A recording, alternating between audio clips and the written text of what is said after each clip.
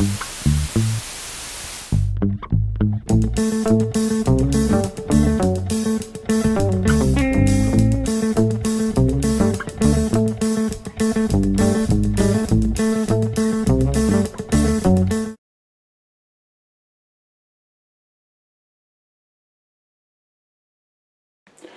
les petites fermières, bonjour les petits fermiers. Aujourd'hui, nouvelle vidéo de présentation d'une carte graphique, la RX 560 d'AMD. Il s'agit d'une version Strix Gaming de chez Asus. Donc on va découvrir la carte et son bundle si vous le voulez bien. Voici donc la carte et son bundle. En termes de bundle, on est sur quelque chose d'assez basique avec des serre-câbles, des autocollants et un manuel. Et on découvre la petite RX 560, elle est toute petite, toute mignonne. Elle reprend un design Strix cher à la marque. Qu'est-ce qu'on peut vous dire d'autre? Sinon, il n'y a pas de backplate, il y a par contre un refroidissement maison. Et la PCB est noir mat. Donc dans l'ensemble, c'est plutôt joli.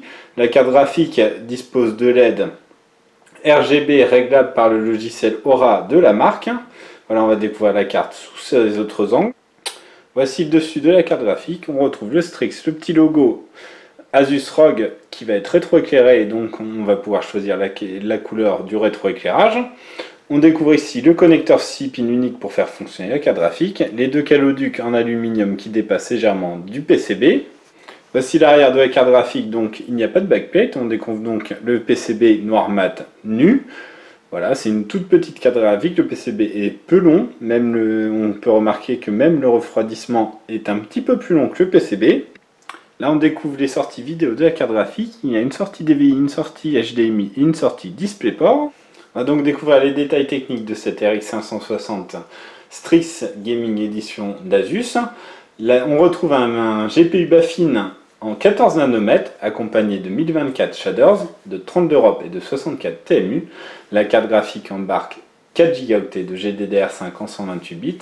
Le GPU fonctionne à 1326 MHz et la mémoire à 1750 MHz. Le refroidissement est assuré par deux ventilateurs de 77 mm. La carte mesure seulement 19,1 cm de long, 10,7 cm de haut et 3,6 cm de large. On peut la trouver pour 150 €. Ça reste un prix plutôt accessible pour une carte qui s'oriente pour le gaming, l'e-sport apparemment. Donc ça reste un budget plutôt intéressant. Voilà, on va vous faire un test très vite. Au revoir!